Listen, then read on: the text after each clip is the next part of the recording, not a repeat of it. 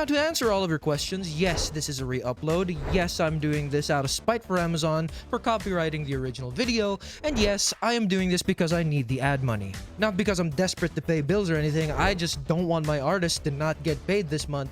So I'm re-uploading this entire video because Amazon decided to steal all of my money for the first video. Now, the only real difference in this cut is the Homelander music in the warehouse scene where he accidentally kills a hostage. So this is purely just for AdSense. You can go watch the director's cut. It's still on this channel. This is more like a theatrical cut so that Amazon doesn't get on my ass and steal all of my money. Again, re-uploading this so I don't have to go in debt to pay my artists, and I absolutely refuse to use AI. So if you already seen the director's cut and you're still watching the theatrical release, I appreciate you. You're a real one for that. You really help out the channel a lot. But if you're new here, hi. Again, re-upload. Amazon's a bitch. Fuck you, Bezos. And yes, part 2 is in development. I'm writing that right now. I just need the money to pay my artists. Again, sorry for eating up all of your time in this intro. This is just a big middle finger to Amazon for taking all of my money from the first Hopelander video. So, yeah, part 2 is in development. Appreciate all of you for watching this. If you want to keep supporting the channel, coffee down in the comments and in the description. Appreciate all of you. Anyways, this is Hopelander without the intro, and it's just purely the episode. Hope you all enjoy, and remember to always ponder the question.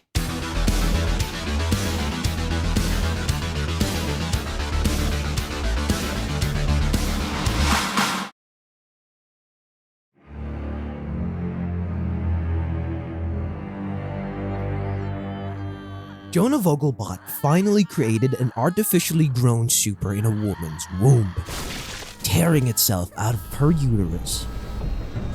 The researchers are able to contain the baby before it completely loses control of its powers in the lab. As soon as it's contained, they monitor it 24/7 up until it's old enough to where its powers go dormant.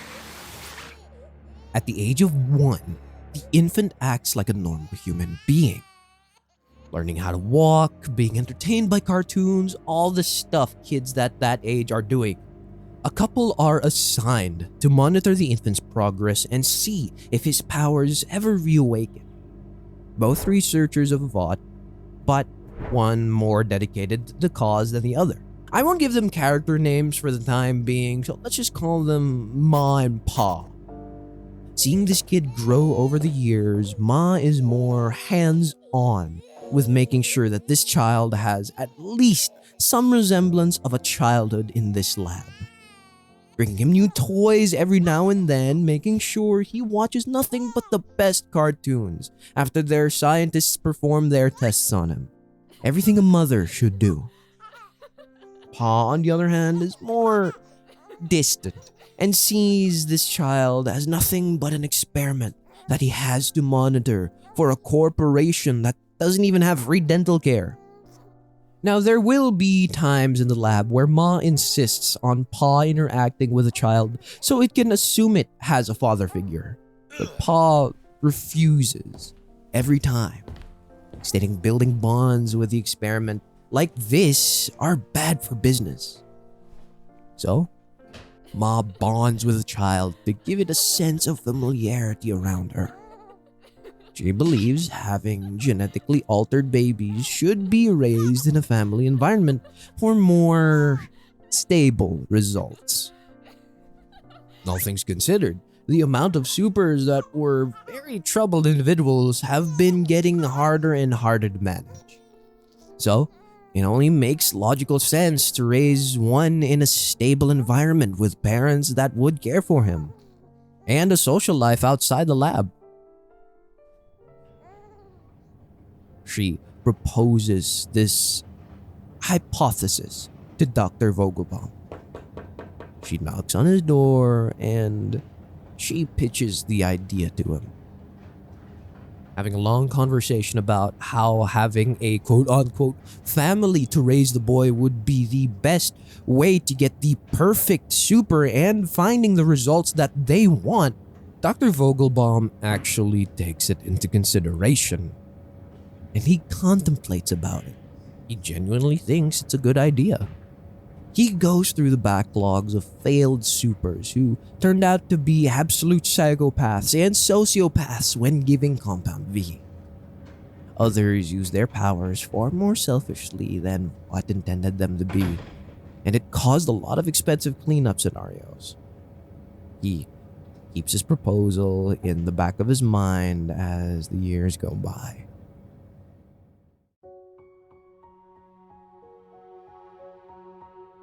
Ma has bonded significantly with the infant for the majority of the time that it has been at Watt's possession.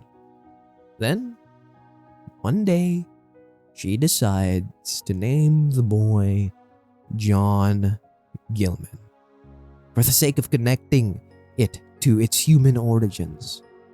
John builds such a strong bond with Ma to the point where he genuinely sees her as his mother. Pa was barely in the picture, but was there for every birthday. We can say there's been a significant time jump at the next major event.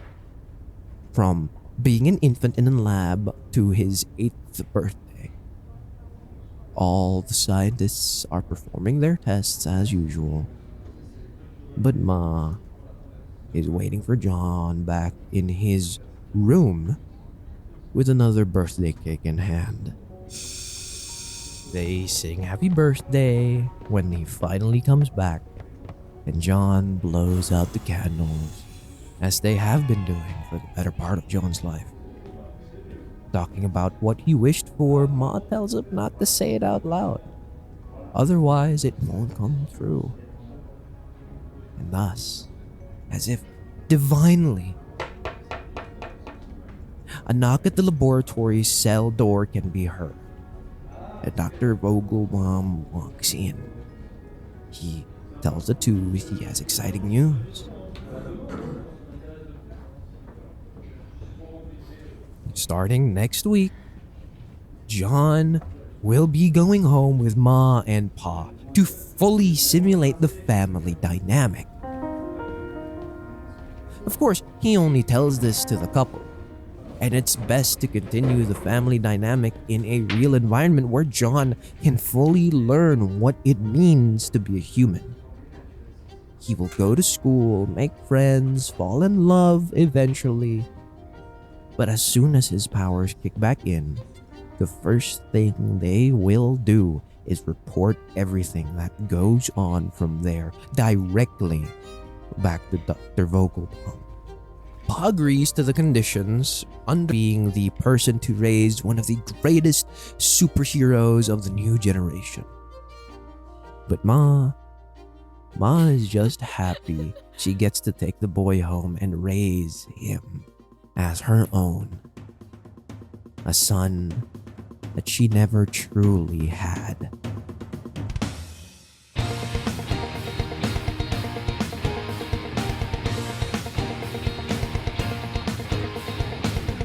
The week comes and the couple drive John back to their home in a small town next to the city. They park in their townhouse gated community that's also sponsored by Vought. John runs inside, excited to see his new home. Pa pulls Ma aside and reminds her that this is strictly for work. Ma acknowledges the fact and she agrees. But as soon as Pa begins to walk into the house to continue the facade, she can't help but feel guilty. Because to her, John is already her son. She raised him since he was a newborn and she can't help it. She's already bonded with John so much to the point where she can't bear the thought of giving him up to a company that only wants to use him to make more money for themselves.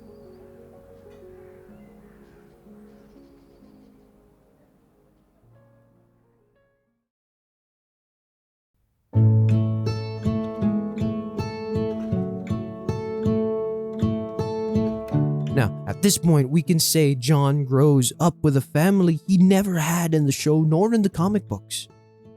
Pa teaches him how to ride a bike, Ma takes him to elementary school, and they have dinner every night as a family. John makes friends at school and this gated community they live in. Though, most of the time, the kids are extremely cautious of John because he's not very socially adept. He's very awkward at first. This is because he's never seen another kid outside of the lab, so his social skills aren't exactly perfect. It takes him a while to adjust, and it all comes down to one faithful day in elementary school.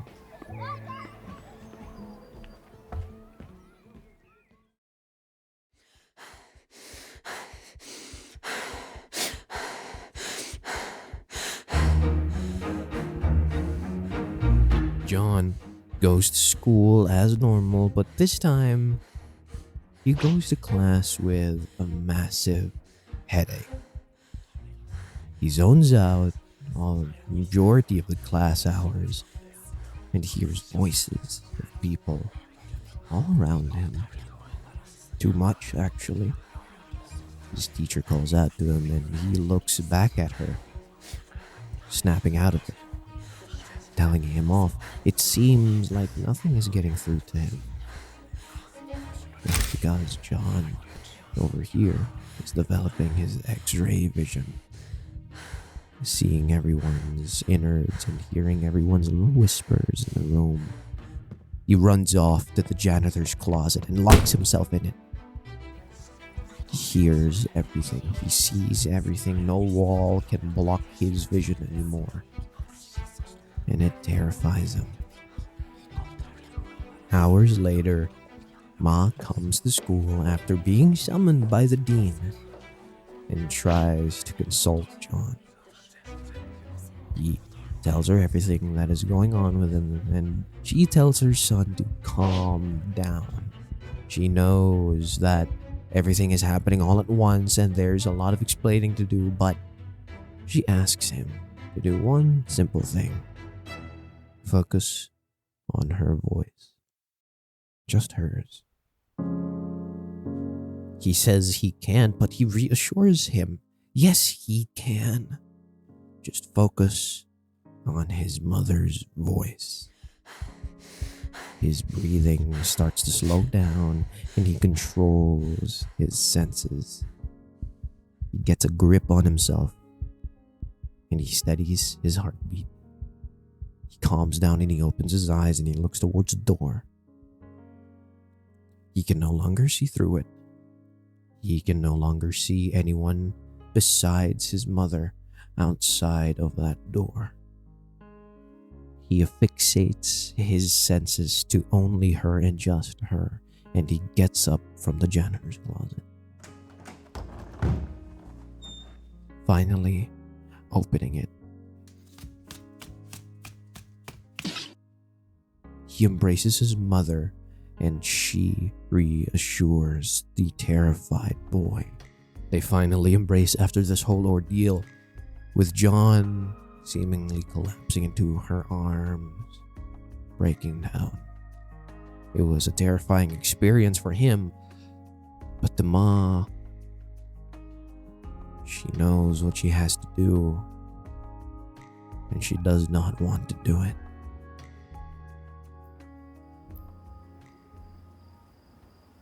Back home, he sat down with Pa out by the garage.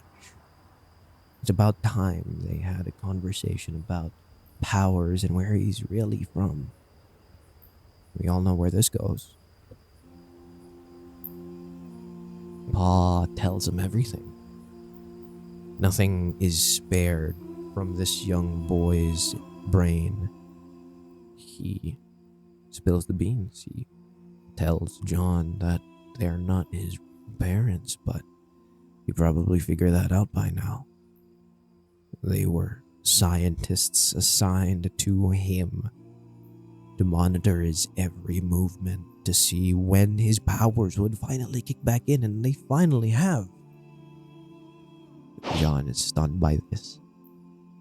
His family was never really his family. They were just sent there to monitor him, see if the experiment went well or if it was just another dud in the chamber. He almost breaks down, but Pa reassures him. It has been 13 years since they first laid eyes on John. At first, they started out as researchers trying to do their best to get the results that Vought wanted, yes, but for the majority of the years that they've been together in their house for the past 4 years, seeing John grow up, learning all the things that a kid should, teaching him everything that he could, he's grown to fall in love with John. The same way Ma has fallen in love with him all those years ago. This wasn't just an experiment anymore. This wasn't just another one of Vaught's many super experiments. No. Pa leans towards John and he gives him a massive hug. Something he has not done for majority of John's life. Pa tells John they were the best thing that could ever happen to him and Ma. And he thanks John. No matter what happens next and no matter where they go from here, they will always be his family. And nothing can change that. He doesn't know the extent of his powers yet, but he does know one thing. This world is cruel, it's harsh, and it's evil. John has the chance to become the light in this dark place. He must always remember that if Vought does eventually get their hands on him, must always remember he has the power to do whatever he wants, whenever he wants. But he must only use this for good. No matter what Vought says and no matter what they tell him to be, never, ever forget where he comes from. He embraces his son once again, and both of them tear up, and they finally bond after so many years.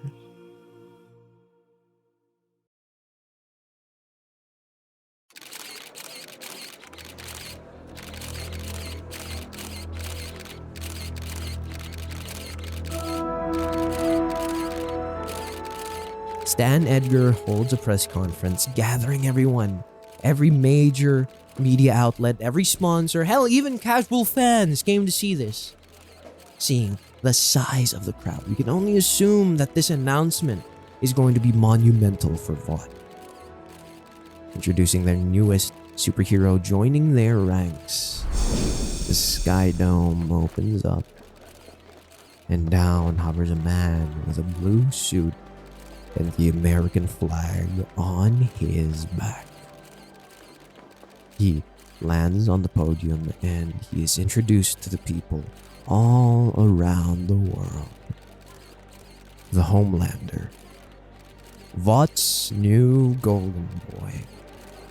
The crowd erupts in flashing lights, taking pictures of this latest super.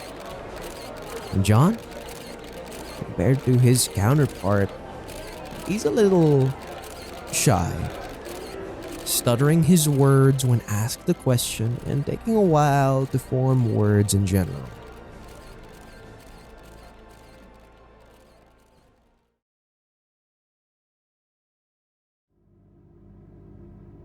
A few hours go by, and after the presentation, he opens the door to his dressing room, where Ma greets him with a hug.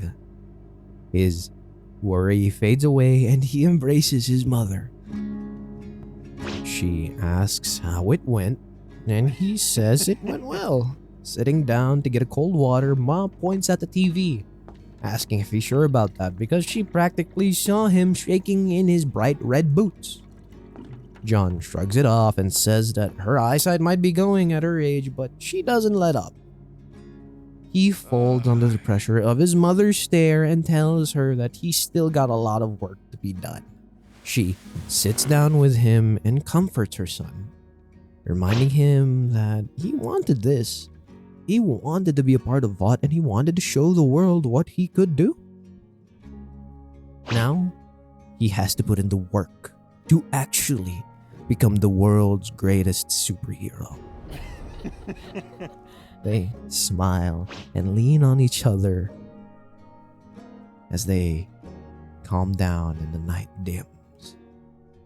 Panning over to Homelander's desk rests a photo of him at his high school graduation. Ma says Pa would be proud of the man that he's become.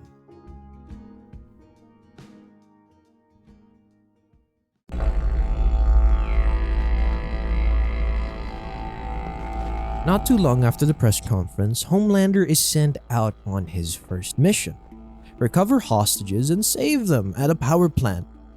While being accompanied by Black Noir, he tries to make a new friend in him. As they are dispatched to the mission area, he tries to make conversation with Noir while he's carrying him up in the air. Still, in normal Noir fashion, he stays silent. Now, it's even more awkward. Landing on top of the drop-off point, Noir sneaks off, doing his own reconnaissance. John, though, he barges in. He knows nothing can hurt him and nothing is going to stop him from saving those hostages. John rips the door open to where the terrorists were holding hostages, disarming all of them with his super speed, but like in the animated special, he gets too arrogant. One of the men put a gun to a hostage's head, and Homelander uses heat vision on him in an attempt to disarm him. This does not go how Homelander planned.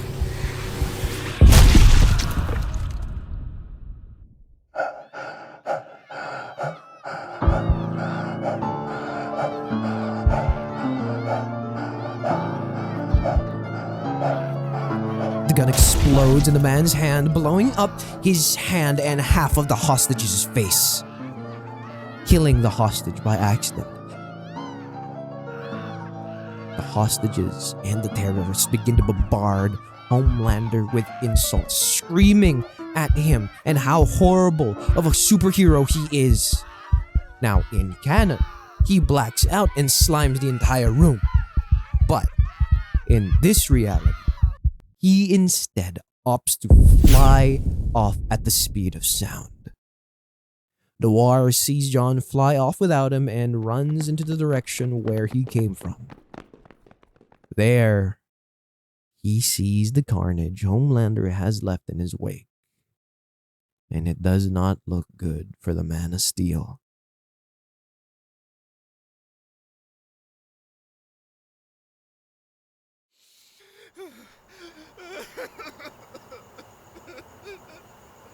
Back at the Gilman household, Ma comes down from her room to John, sobbing his eyes out. Seeing her son in this state, she runs to him in an attempt to comfort the poor boy. He tells her everything. How he fucked up and how he underplayed his powers and how he killed someone inadvertently. He didn't want to hurt anyone, let alone have someone's blood on his hands. He sobs harder at the fact that he got so reckless it led to someone's head being blown to bits. Expecting his mother to be utterly terrified of him, he feels her warmth over his body. Embracing her son, she tells him about mistakes. He made one of the biggest mistakes of his life today, and that will stick with him for the rest of his life as a superhero. And that is where we learn Heroes are not born just by their actions. They are made by their mistakes as well. What they do afterwards solidifies them in history. John overlooked the crucial thing in that save, and that mistake will live with him for the rest of his life. And that is a mistake John will never make again. Now that he knows how fragile humans are compared to him, she tells John to march up to Vought HQ and tell them exactly what he did and how it makes him feel. Trauma like that can break anyone, even if you're the strongest being on the planet.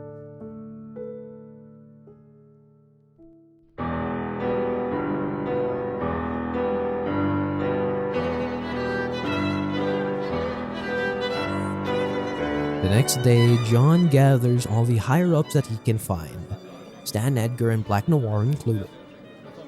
He confesses to botching the save at the power plant and he apologizes with all of his heart.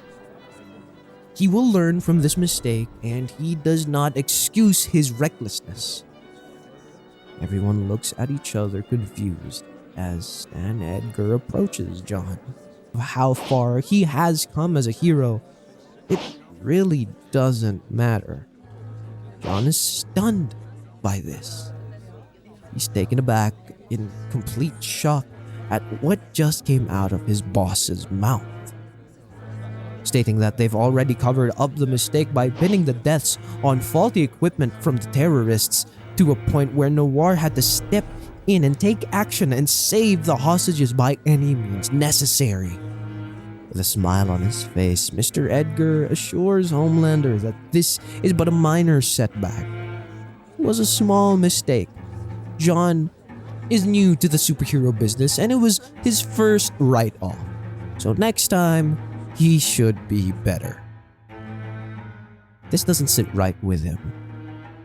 John Gilliman does not like that. At all.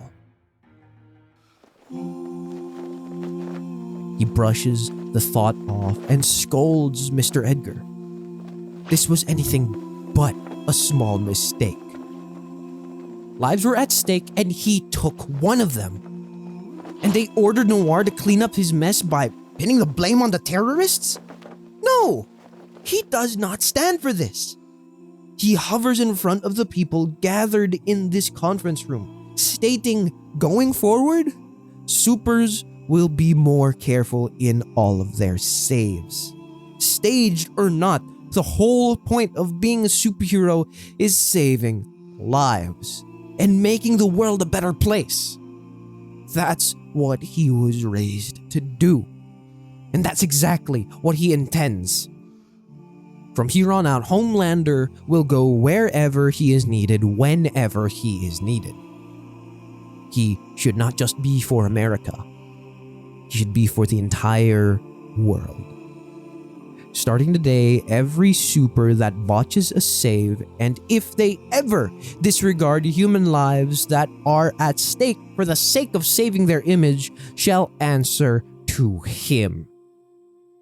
As well-intentioned as his speech was, John makes them a little uncomfortable. The claps don't seem to be out of acknowledgement, but it seems to be out of fear. But John doesn't catch this. He thinks that he made his point and everyone finally supports his idea. But the people who actually believe in what he's saying get up and applaud Homelander. Actually applaud.